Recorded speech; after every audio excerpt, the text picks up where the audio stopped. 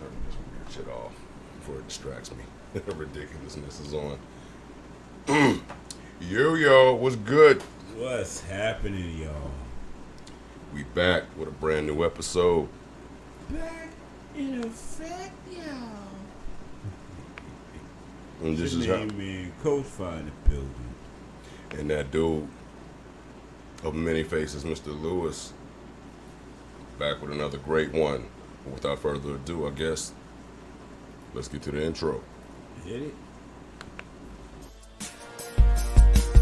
The Candid Corner presents the Blerdification Station with your hosts, Coach Fa, Mr. Lewis, and MG the Great. Welcome.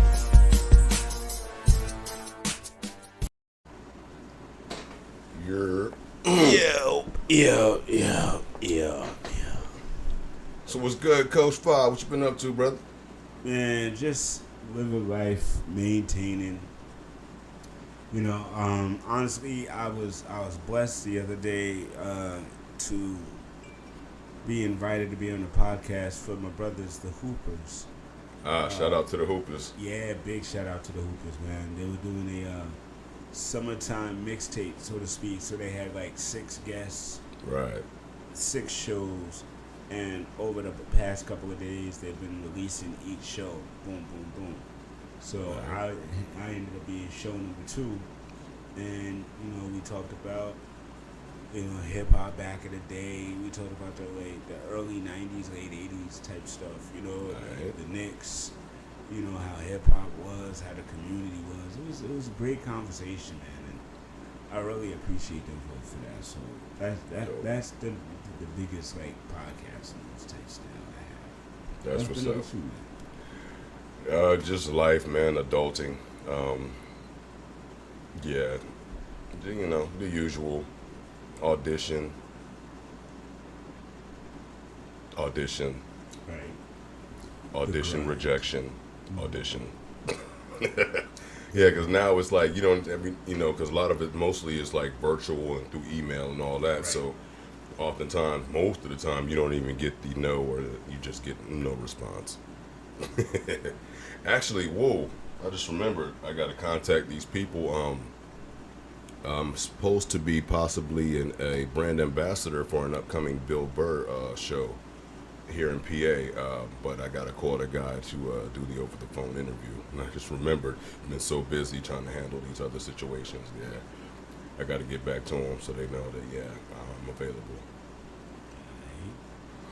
Well, most assuredly, good luck. Appreciate you.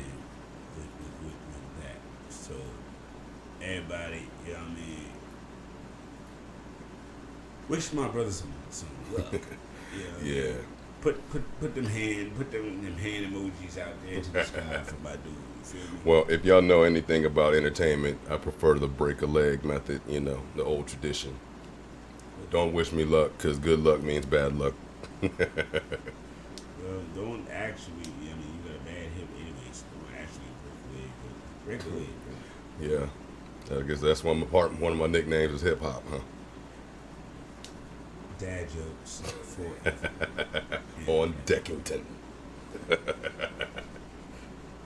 All yeah, right, man. So what we rapping about this week, then, brother? well, part 3 of the game series. Today we're going to cover card games. Yeah.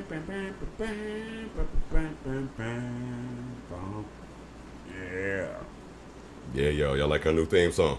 Yeah, I don't know where that came from, but let's just rock with it. Hey, we're doing it live.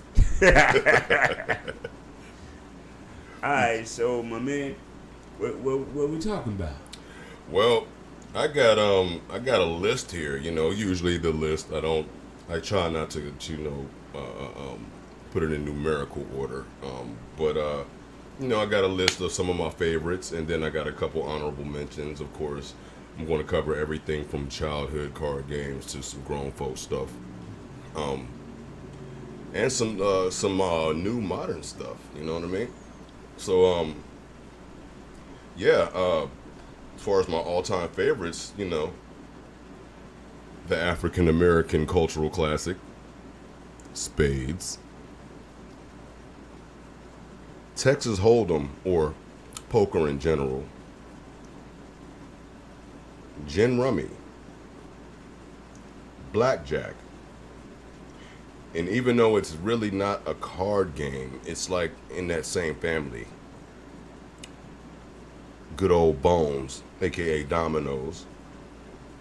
Barbecue classics. Yes, yes. yes. And also one that my homies, when we were in the military, introduced me to in AIT. Asshole. Ah, wow. Yes. And now the honorable mentions, taking it back to the childhood joints. I declare war.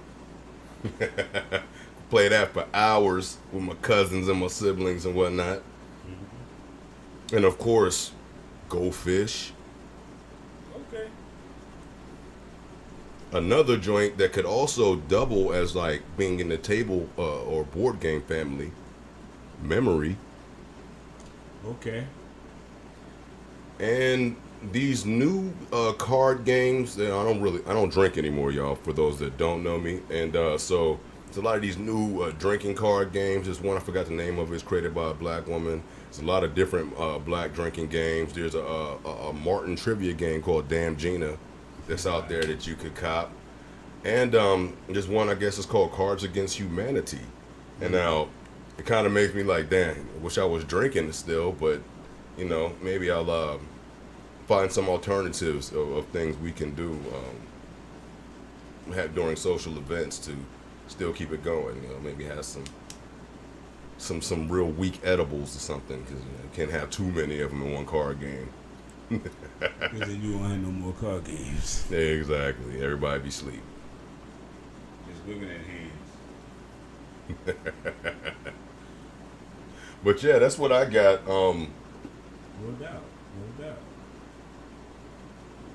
What's up with you, Coach? Well, you know, man, when I was younger, me and my sisters always played war. Yeah. And we used to always have the against you. I declare war against you.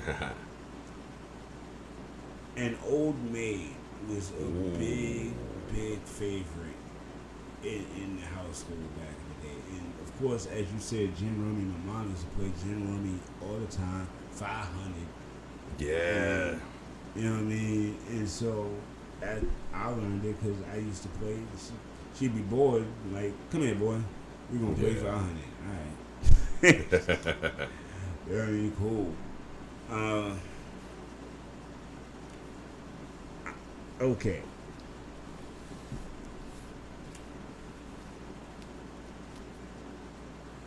Yu-Gi-Oh. Ooh. Yeah. Ooh. Yeah. Nice. Okay. Yo, okay. Yu-Gi-Oh was so big in our household when Amir was little. Between that and Pokemon, Amir literally, when he was little, made his own cards. Yeah, dope. I mean, like decks of them. I still, I have them all. You know what I mean? Amir, yeah. So that was cool.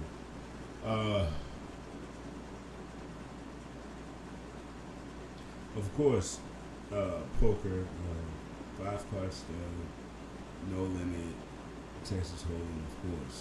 Yeah. I mean, I got the table and chips and everything right here, ready to go every time. Like, let's hit it. And I am wearing. See these, and Lou, you should remember these. Okay. Not that you got them, but that you were there when it happened. All right, so these say 304th Signal Battalion Organization Day.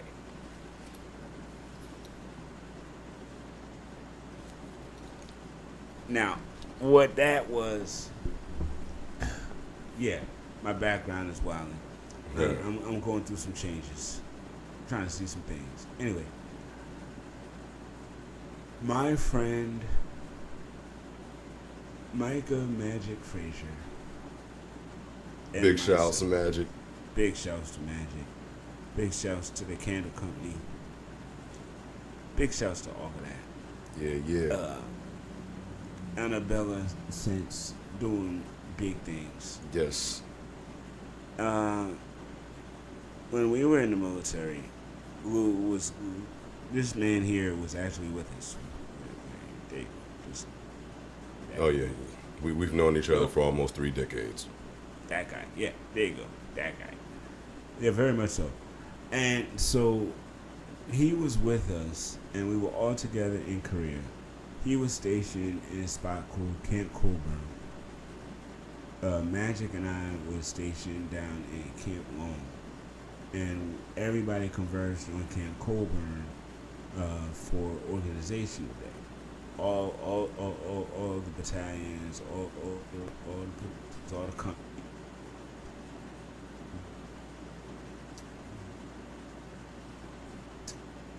And have a tournament. I don't know what side of that tournament. And I will have been killing or enjoy kill city.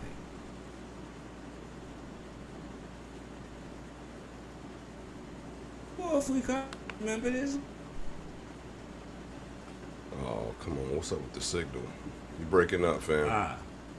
That's what it is. Okay, technical difficulties. Can you hear me now? Yeah. Now, as soon as I said it, it's like snap right back in. Alright. So, we out at Lewis Station in Camp Colburn. Him, Big Kevin, and up there. Yeah. Me, Magic, we in Camp Wangshu, Korea. Now, we were all together in Fort Gordon, Georgia, killing them with these cars. Yeah, All of shouts us, to the Black whole Lotus. crew, the whole Yeah. family, killing everybody with these cars, destroying them, mortalizing, playing spades.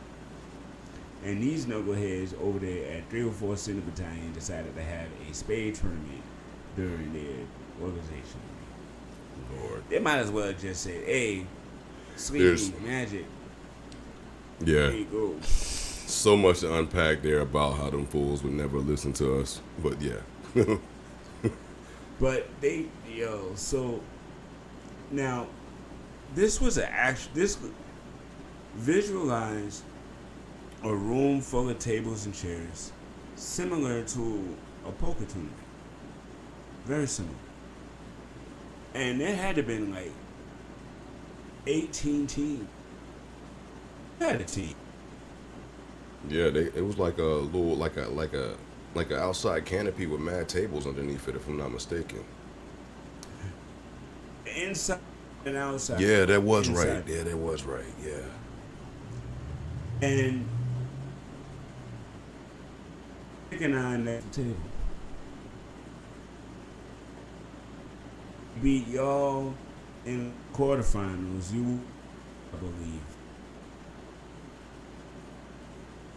Yeah, I don't even remember Know how my to partner. get? 'Cause I think I don't remember you. I think they had put me with somebody that wasn't even in the crew. They might have. Yeah, like boss can do. Okay. Yeah, like I said, yeah. He days and we whooped their ass early, and he got mad. Yes, because and it wasn't that at them. It was more so because my partner was trash. Sean, rainy day, he had a partner.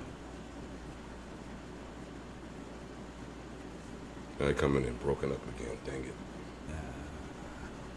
And as soon as every time I say it, it comes right back. Sean, I'm talking about rainy days. Yeah. He had a partner. We whooped him early, Yeah. and he was mad. Oh, yeah. Well, yeah. When he was mad quite often. That was Shout the outs to first time. Sean. Yeah, we pieced it out with him because he wanted to like fight, but then he realized that wasn't gonna happen good for him, so he just was like, "Can we be friends?" Yes, we can. Come on. That was the weekend we put him on, matter of fact. Like the old fam. Oh, you better come on in. So we end up playing this Michael McConaughey, Matthew McConaughey looking dude and his partner, and they were good, and they were good, and they tried to play nil on us. Like I mean, yeah, it got that desperate, and we whooped that ass still. But that was the match, and it was funny because that was like the semifinal. That wasn't the final. It was almost like the movie Miracle when, you know, the American beat Russia, but that wasn't like the championship match.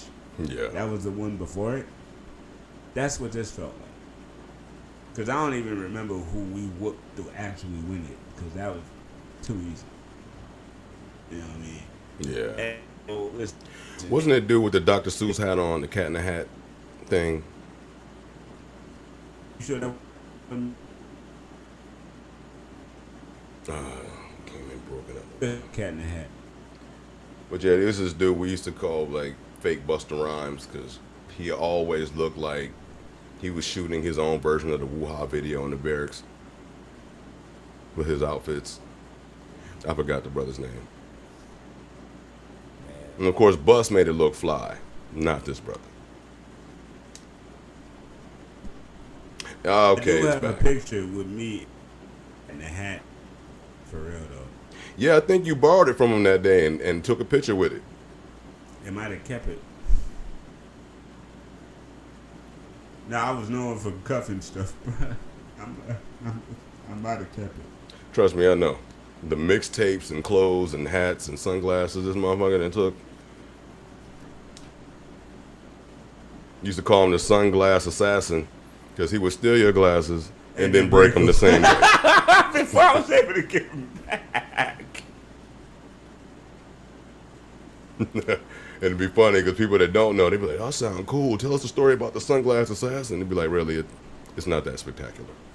Well, that one time in Texas, Yes, you spectacularly broke them, but yes, on the highway.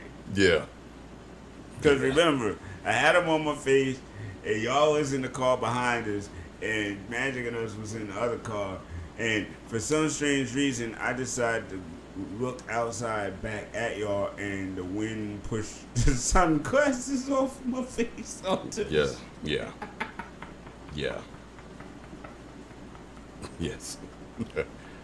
But yes, luckily I had learned my lesson years earlier about my expensive sunglasses, so I really didn't care. They was like $10. Dude, see, because for me, that's all I bought. Like $10 sunglasses. I figured everybody bought $10 sunglasses. Yeah, but remember that time we were in Georgia and me and Magic bought them $100 Ray-Bans. Yeah. Y'all look like sheriffs. And then, yeah, like a month later, the lens fell out of my joints. I was Yes. like, yeah, never Yeah. again. Yeah. That was around the time we was big on that contact lens phase. Everybody trying to have hazel eyes, and you know what I mean. I put mine in, went to the club, and had red eyes for like 2 weeks, and almost couldn't get them out because I didn't lubricate them, and I went to sleep with them in my eye. Yeah. I used to try to rock one end, like, you know. Yeah, one in, one out, one green, and then the brown eye. You was looking like Max Scherzer. Yeah, that was back in the day stuff in Korea. You could get them like $30 a case, you know what I mean? Yo, I still can't believe we dared to put that shit in our eyes. Yeah, it was the 90s. Yeah, we was young. Yeah, sure. When I got the hood, they had the upgrade joints, like the cat eyes and like the all different designs. And Right. so, you know, I was like, for a minute, I was out here. Then I got married. It was like, I yeah. need to be walking around with cat eyes for some strange reason. I'm going to this job interview with some cat eyes. Fuck it. They gonna hire me. Didn't work, did it? Hey, just go off. I'm like, where's this going? Hope y'all having a good time, y'all. Definitely. We're just two old men conversating right now, I guess. Yo, I mean, it's necessary sometimes, you know what I mean? Just gotta have great conversations about cars and stuff. Yeah, and things like that, you know what I mean? It's like, of course, you know, just talking about things like this is going to trigger memories. So, hey, that's what y'all here for, right? Some good conversation, huh? Yo, should we tell them about the black I would. Spades and dominoes ensued. Yeah, I would say I would let you take the lead on this because oftentimes my memory is not as good as I once thought it was. You know what? All right, see, the Black Oil Barbecue started with Kev. Yes, shout out Big Kev. Kev and Lou came down from Camp Coburn to visit us at Camp Lou. And Kev had the idea, yo, let's throw a barbecue. Now, for those that follow me on Facebook, the picture I posted, I believe yesterday, where I said, me and my boy Kev, we were both 19. This is that era, the exact same era. That year. The cigarette picture. Yeah. With the puffy jackets. Yeah, shout out to we all my... had puffy jackets. Yeah. We all had them, the Pelly Pels. We all had our names stitched on them. Yep. That was hot for about 2 months. Then one day out the blue, white one of us or was the just... black. The white ones were flyer. But then eventually out the blue one day, we were like, why are we wearing these shiny joints? Then we just all took them off. I like mine. I lost mine. I don't know where mine went. I liked mine for about a month and a half. Then I was like, why am I out here looking like Puffy and Mace? I'm from New York. I didn't mind that. And I borrowed your ski goggles half the time. Because he had the big visor joints. So I had the puffy jacket with the big visor ski joints. I was right in my element. Looking crazy with some Timbs on. Yeah. We were still fly. Don't get it twisted. Dude, we were the best crew out. We stayed. Everybody knew that. Drip. Yeah. I'll tell you all about the New Year's Eve episode on another show. Oh, Lord. You talking about on 6th Street in Austin? No. I'm talking about eating. I'm talking about the Battle Royale. So many layers of that night. With cheese, with everybody, 40 people walking down the boulevard looking for a Spanish dude. Yeah. We could make that into a movie. That night. We really can. Because, I can't. What story we gonna tell tonight, fam? we can get into the skeletons of some of it, but we don't want to give away too much because this could be future creative works. You know what I mean? No, because remember, it all started in Camp Coiner with that one dude who was with y'all. And I had been away for don't put that on me. Weekends. I showed up and he was there, and I'm like, whose man's is this? Right, and then I show up, and immediately I'm like, bad vibes. I don't like this dude. Yeah, I said it from the gate too, and everybody kept making excuses for him. It's like, they for did. one, just from personal experiences, I don't like being around those type of drunk people. Right. Ignorant. Loud. Yes. Belligerent. Yeah, I don't like that. Trying to start fights with everybody. And this dude kind of confronted me in front of Magic. And Magic was trying to put him on, he was even telling me, man, he cool. And I'm like, man, I'm not vibing this guy. And the dude approached me. And all of a sudden, he was folded up in the corner of the room. Magic had 7 pieces, and before I could even lay hands, he was wrapped. So I'm thinking the whole thing is done. It's over. Let's go. We went over to the medical barracks. We chilling. Remember? Then dude show up, and trying to start fights with other people in the room. And then the movie starts. So we'll just leave it at that for now. Yeah. It was like a reverse Warriors. That was a hell of a night. It really. Yeah, it was. That was crazy. You are absolutely right, man. We need to sit down and write this and make sure that, we change the story so legally nobody's like, yeah, remember that? All those concussions? Absolutely. That's why you don't hear me talking much. I'm not trying to implicate myself in anything. Oh, yeah. Well, yeah. I'm giggling hard because yeah, I know exactly what he's talking. Let's just say, yeah, people always they take the smiles and the pretty face for granted, but then when I put them hands on you, it gets dangerous. Dude, and yeah, let's just say kitchenware got destroyed also. Yes, it did. And as they affectionately called it, Hooker Hill got a great show that night. Oh, but so did the shopette.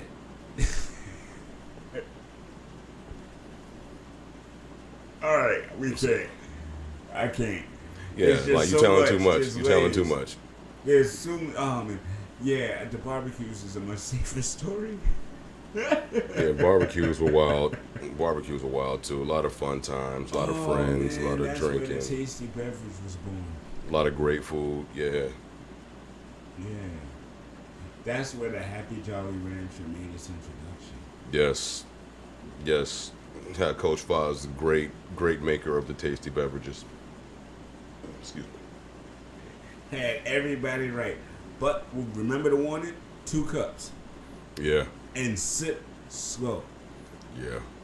But we know. And people didn't listen. Everybody who did not listen, an hour later was strung out on some steps, rolling down the hill, singing songs to themselves. Yeah. But everybody who followed the rules had a great night and only drank 2 cups of liquor. Yeah, you was basically making 4 locos before 4 locos. And I am still a purveyor of the fine taste of beverage. All right. And I am a connoisseur of the cannabis edible. Bang, bang, bang. CBD and ACL. Yeah, I'll say yes, the CBD is for the lightweights, but over here, you're going to get straight THC. So you best to be ready. Ain't for no lightweights. And like Fahim said, you know what I mean, with his, you're going to take one drink of his, and you're going to take one slice or whatever I'm making, because you eat any more of that, that's not our fault. Did I do that? It ain't my fault. Yeah, I'm be looking at you like, I told your ass, didn't I? No, you know what I mean? And I'd be so frustrated. They'd be like, why? I told you. Exactly.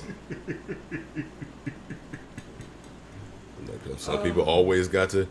Like the late great Charlie Murphy said about Rick James. Sometimes there are those habitual line steppers, and you tell them where the line is, and they immediately go in there. Like, yo, all right. I know it tastes good. I know. I mean it. Yeah. Trust me. There's more liquor in here than you understand right now. Sit slow. I got it. Yep. A And few you moments later. I can't wait to go to the club. We go to the parking lot, and he got to throw up on his car, and he asleep. Mm-hmm.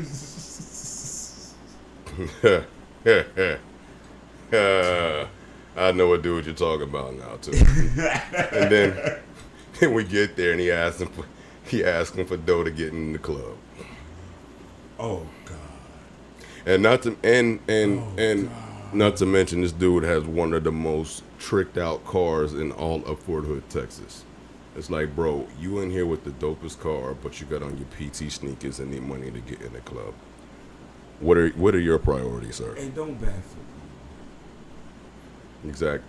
And it's like, yeah, nah, you know what? Send this kid home. Send him home. You can't get in? Good night, sir.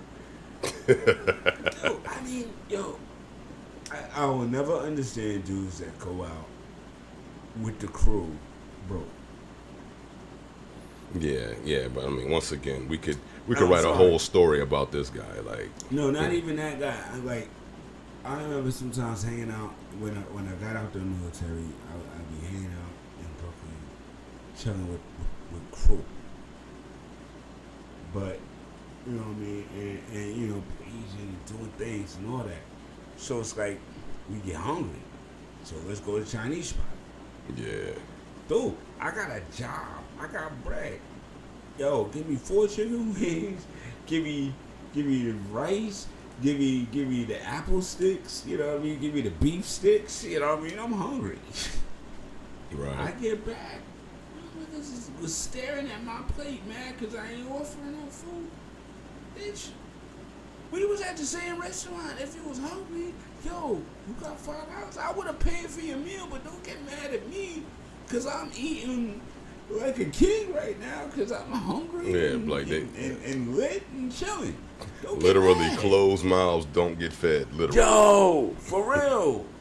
Yo, I mean, and yo, you want a beef stick? I will give up a beef stick or something, but I was looking at my chicken wings. That's different. Yeah, man. Yeah. I will give up my apple sticks. I will give up my beef sticks. Don't look at my chicken wings. That's disrespectful. That's when the lessons from all black mamas come into play. Like, yeah, that's a meal. That's part of my meal, bro. Like you should have asked for something while we was there. You can have that. Exactly. You should have asked for something while you was there. Now you looking at me crazy. Dude, and then I be feeling bad. Like, they be like, yo, man, you ain't had no bread. And I'm like, oh, why you wait till we get back? And now you trying to be in my plate, really? You want the rest? Really? You could have just got your own friend. Dude, and you know this. What was they trying to do in Korea to me when they saw it? When they saw my beautiful orange bottle, everybody say what? Oh, man, can I get some of your Alizé? Oh, yeah. What I say? What I say, Goo? You tell the people. No, my brother. You got to get your own. But then what would I do? Wouldn't I go and buy them one? Yeah, you would. Yeah, you would. I go buy if you were in a giving mood. If you wasn't too deep own. in that bottle. If you wasn't too deep in that bottle, then you might get some cuss words and tell to go get your own. Yeah. I mean, because honestly, after a few sips, the bottle gone. Yeah, but that's why you I would like sip sharing. But yeah, and plus you would. But I mean, you wouldn't like guzzle it though. No, I sip everything.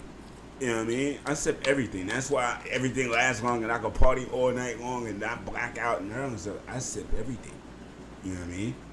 But Alizé, dude, I remember because early on I would share the bottle with y'all and I'd have like 2 sips and it'd be ghost. Yeah.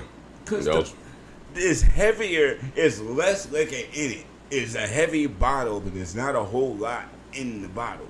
They slick like that.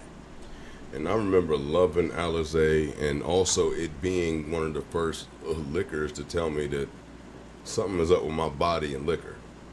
And now I know, fast forward decades later, I learned that I'm allergic to large amounts of alcohol. Oh, wow. But yeah, back then it used to cause effects in me that I thought it was just because I thought I couldn't have sugar and alcohol together. But yeah, I remember you saying that. Yeah. And, but it wasn't that.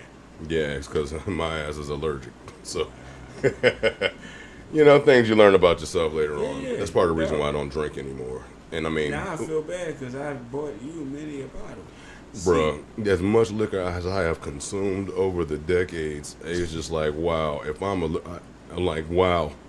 Really though. That's all I can say is wow, because I used to get it in. Yo, and remember, in Korea, they had rations. Yeah. So you could only get like 4 or 5 bottles a month. Well, what was for some people? That's a whole lot of liquor. 5 bottles of liquor a month. You can't get through that. Shit. Yeah. We get through that in a weekend. And plus, we had the cheat code over there too. If you, I about to say. Go ahead. See, we ended up hooking up with the young ladies who worked up in the office that got the blotter reports of those who went over the ration. And they would kindly take our names off the blotter. We didn't even know. But, we'd go over our 5, me, Magic, everybody. We'd go over our 5, and we never got hit up. Yeah, yo. I mean, we're not bragging, but when I say we were like the Wu-Tang in the military, we were celebrities. Kinda. And we would get love. We would get love just off the strength. We was just good dudes. We was just good people, man. Yeah. You know what I mean? Not on no ego trip. Not trying to be no bullies. Yeah. We was just ourselves, and and brought our energy, and people just Yes. loved our energy. We rode like the warrior kings we were. Yeah, we did. Yeah, we did. Which started in Fort Glen, Georgia. Yep. When he was 18, and I was 22. Yep. That's crazy. Yo, but that's what brotherhood does, man. Indeed. You know what I mean? It keeps the good people in your life for your life. Absolutely. And also, like, the second part of the cheat code was if that didn't happen, we could always just either go to Seoul or just walk right off post to the Ville, and for $5 we get a liter of soju and a liter of orange juice. Oh God. And that soju Soju was kept- enough to have a party of 20 lit. Yeah. Only thing about soju I didn't like was how much it dried your mouth out later. Yeah, that is true. But that formaldehyde. Yes, ladies and gentlemen, I said it. Soju got formaldehyde in it. So don't worry, when we pass, we will be And- nicely preserved. Our organs And inside. I ain't gonna front. Yeah, I don't know how official this American soju is, but Nah, it's- last time I tried it, it wasn't quite it's like. watered down like shit. So it it's don't still- have the formaldehyde in it. You know that it's American. So They it's will still put that like in. trash. Like I said, I've been drinking like liquor in like 4 years, so I'm like, I don't. Yeah, and honestly, if you haven't drank liquor in 4 years and you sip that and it don't do nothing, that ain't real. Remember, we had the fireman carry this one dude home, all the way home from Yes. the club, and it was almost one of those,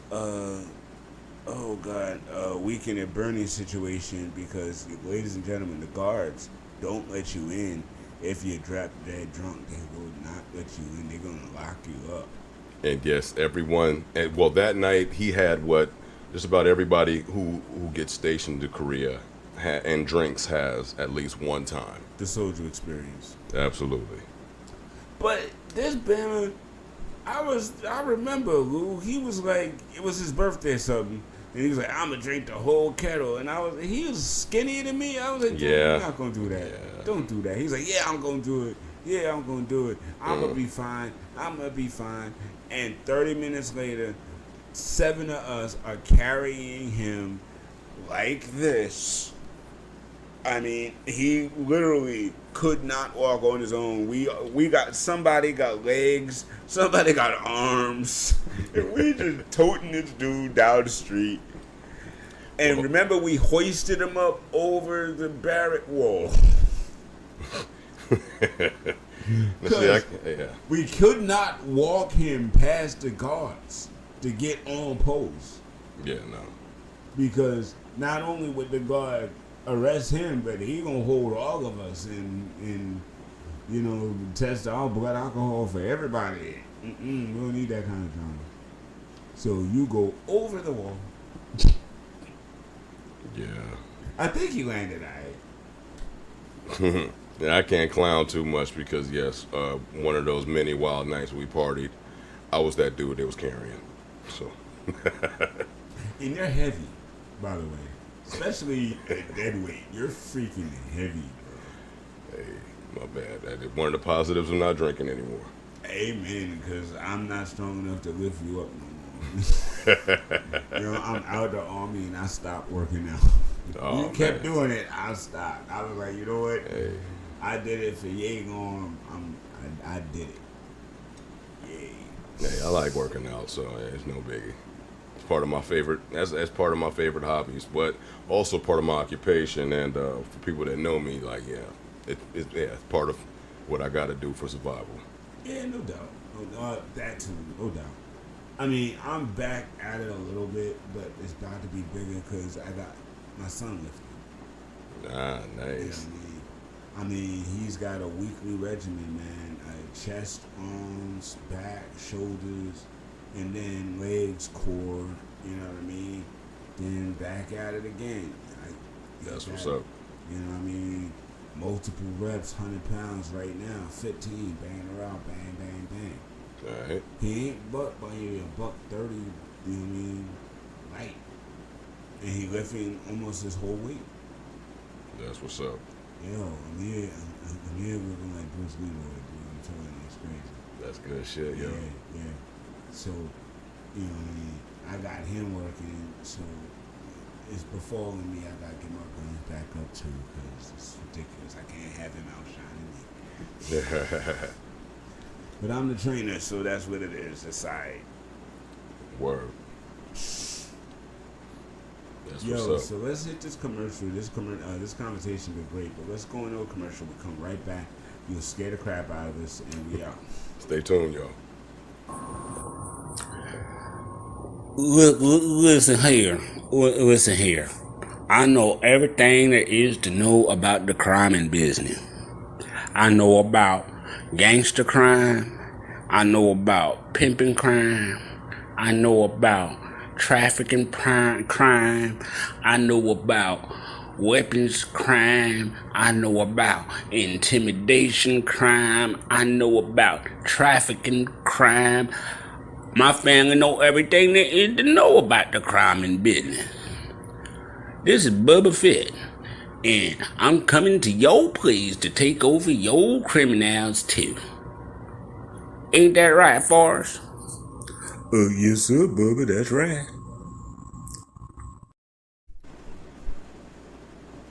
What up, y'all? We back. Don't mind me. I'm like back and forth with this Steelers scrimmage. Pimping crime, trafficking crime. Yo, a side note, the artist Her is so damn beautiful. All right, back to the show. Nationwide is on Yeah, the they had a little side. commercial on. I was like, damn, she's so damn pretty. But all right.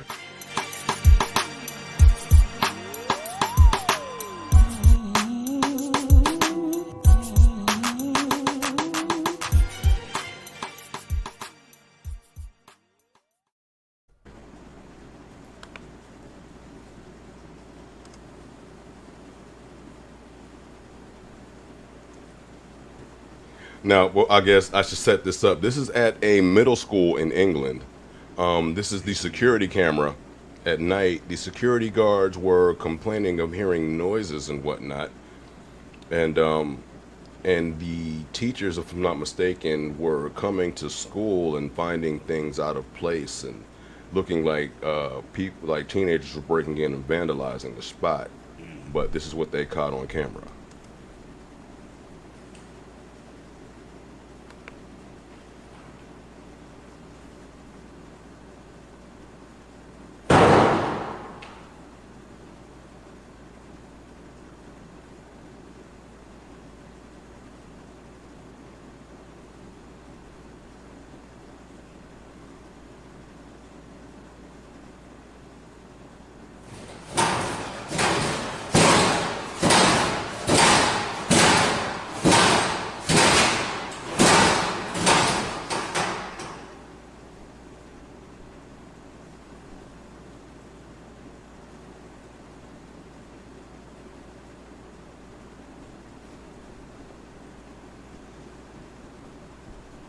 Hear those footsteps?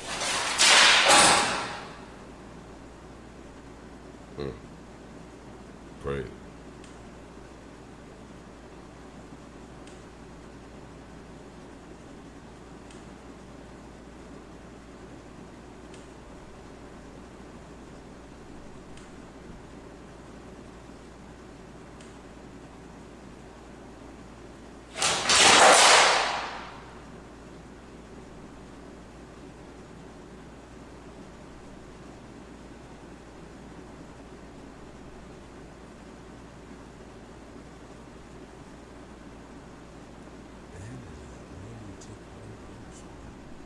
Yeah, and that was all for that one.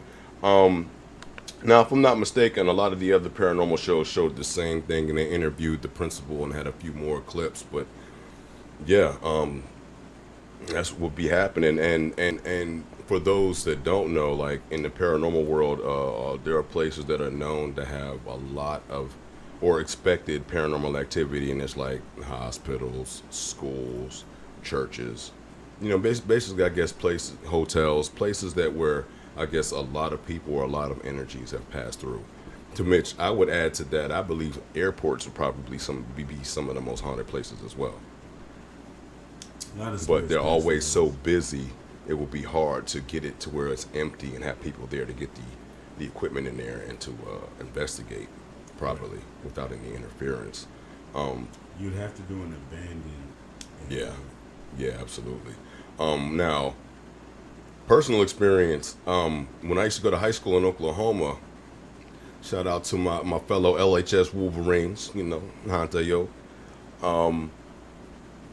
My 11th grade year, towards the end of the football season, I injured my leg, so I couldn't try out for the basketball team. But I was still a trainer for that season. And me and my homeboy Ishmael, shout out to my dog. You know, after the games, or after the road game, you know, we'd be the last ones out because, you know, we got to get, you know, all the water bottles clean, get everything prepped for the laundry in the morning and whatnot. And we would always just hear random stuff in the schools because, like I said, you know, I played sports and all that, so there would be many a times we would be in the school late at night and you would just hear random stuff and you wouldn't think nothing of it. You think maybe it's one of your other teammates like going to their locker or whatnot. But during the basketball season, there were many a times it would be just me and Ishmael being the only students walking around. The coaches would be in the office. We would still hear these same things, and it was like, yo. And then, you know, I would hear stories about supposedly there was a student that committed suicide in the gym back in the 80s. I don't know how true that story was. I was never able to verify it now. But the scariest night, we were there by ourselves. And that night, the energy just felt weird. It felt heightened. Because I remember having to go to my locker on the other side of the school. And usually I'm not afraid, but this time it felt like something was following me all the way there and back. I couldn't place it. Now, as we're leaving the gym, like the way the doors go, they automatically lock when we close them. So, you know, coach was like, well, when y'all done, just lock up and head out. So as we're leaving, this time this feeling of being followed manifests into something.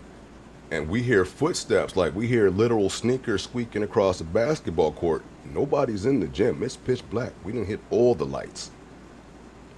And as we're getting to the door, we hear a voice go, "Hey!" And then it echoes. Man, I ran a 4.4 in the 40 in high school. That's a big school parking lot. I heard that, hit the door, and was at the other side of the parking lot before that door closed. And my guy Ishmael, who was not as athletic as the rest of us, my man was right toe to toe with me. With me. And yo, like, yeah, I don't think, Nope. yes, at that point, I don't think I had ever been that scared in my life. But yeah, yeah, from then on, I made sure that, you know, I was not the last person in the school. Nah, and that's a blessing.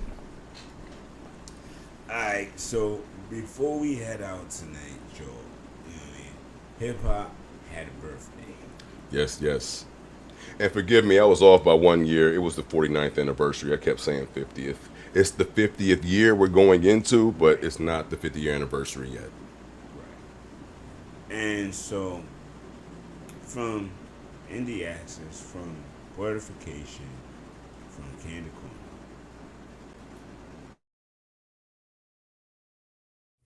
Yo, hip hop has been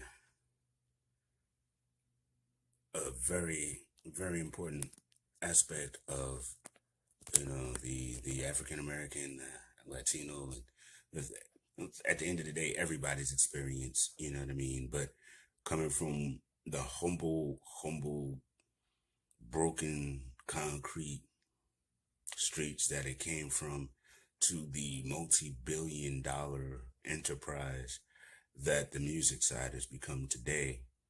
You know, at the end of the day, this whole thing came about in the early 70s, man. Everyone credits Kool Herc, and he did bring the block party together and the house party together where the entirety of the culture was birthed. But, you know, up until that point, they were still there just individually. The writers, you know what I mean, especially, and then the DJs, because there was DJs doing disco and other things, you know what I mean. DJ Hollywood and them was doing it big back then. So, you know, you got to remember the entirety of this culture, and it's a beautiful thing. So, Coach File on behalf of Indie Access and Candid Corner, Blerdification, and all the other wonderful shows we're trying to bring to you. Happy birthday, hip hop. Thank you for everything. It's been everything to me my entire life. So.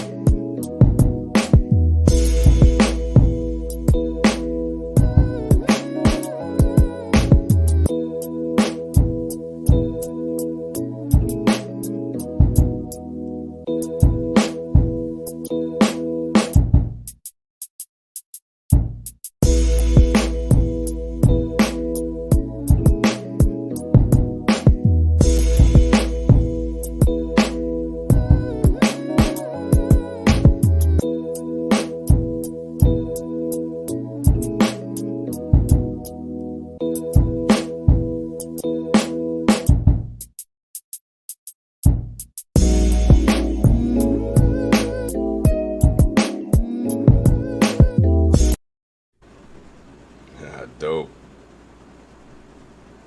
Hip hop, you the love of my life. Word. I love it. Yeah, man. You know what I mean? Not used to. I love it. Yeah. Yo, I mean, I'm sorry. I was looking at that, and, a lot of the back in the day stuff is what really resonates with me, because that's my childhood. Yeah. You know what I mean? Watching the dudes with the cool jackets, you know what I mean? The denim with the graffiti on it, or the little, you know what I mean, starter looking jackets with your name on it. Everybody had a crew. Yeah. That's tribal. I miss that. You know what I mean? Then the graffiti, because all of it is what this is. It's not just the music. Yes. It's And yeah, there was a time that the DJing and b-boying culture and the graffiti was bigger than rapping. yes, yeah. Rappers carried the water, but record labels couldn't package up the other stuff. Yeah. So this is what they felt was marketable, and then here they come with their rules and what they want you to do. Mm-hmm. Ruin the best parts of it. So it's like money helped and kind of ruined the game at the same time. You know what I mean? Bringing bread in legitimized it, but then the while we were growing and growing, more things got taken advantage of. Yeah. For the sake of money. Yep. And now today, kids don't really even understand half of what that video shows. You know what I mean? Yeah. But she's still the love of my life, and for as Absolutely. long as I got a breath in me, I am going to talk about the entirety of the culture because it is very Exactly. important. Yeah. Well, I'm off the soapbox. I hope y'all like that beat. I created that beat that last song. Yeah, y'all.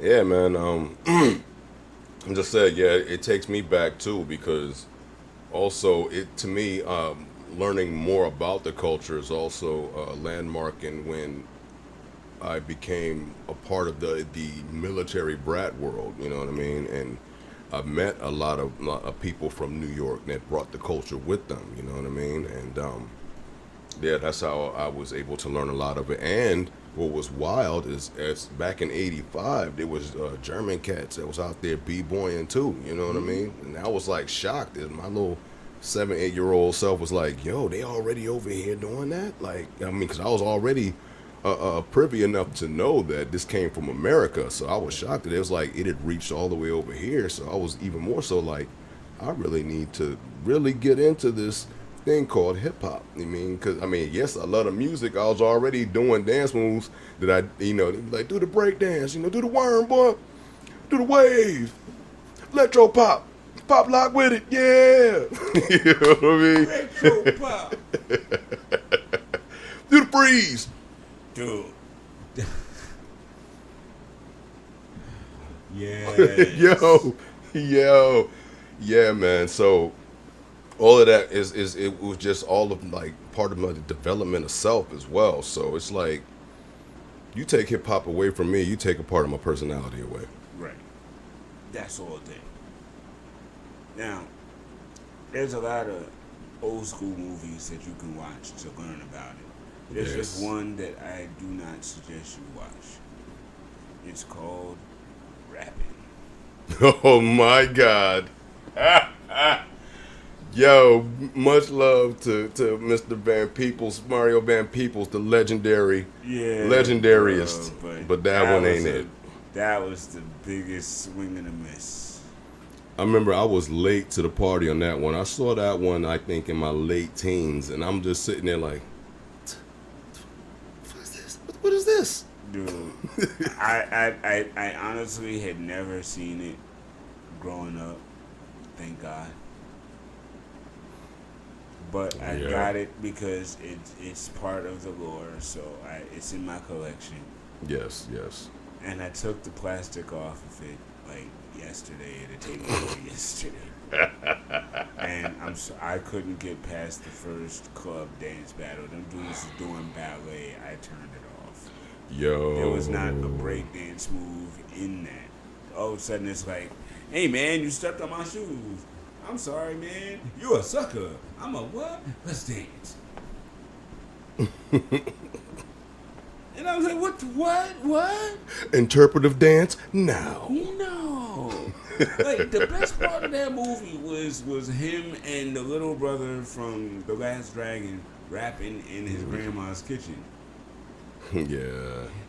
Other than that, I mean, Yeah, because remember that little rap he tried to get the kids interested in? This is rapping. I'm rapping. To the street, to the beat, I'm rapping. It was just like, yo.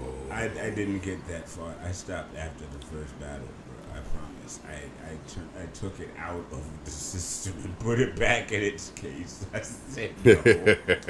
Yeah, but yeah, and it also came from that era where there wasn't that much money in the culture, and it was more for the love. And Nah, I that know a lot of wasn't for the the people were love. trying to. I know a lot of people were trying to raise awareness to the culture, but they didn't quite dude, know how to not do that. it. No, And- don't put that label on that movie.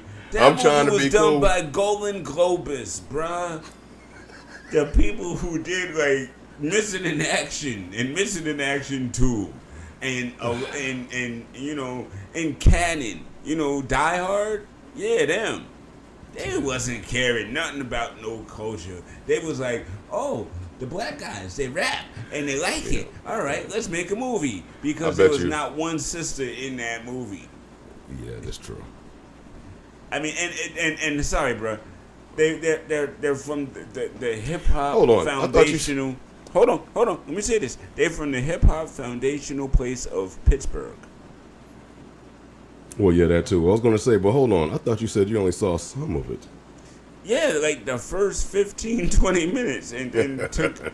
I I saw the whole movie and don't even remember all of this. So I literally just watched it. That's why I remember. And poor Kadeem Hardison, why were you in this? I'm glad Spike Lee found him, because Jesus. And then, you know what? You know what? I think I might have seen this movie when I was younger, because I didn't like. For some reason, I don't like Eric LaSalle. And I think that movie might have been it. And he that character just stuck in my head.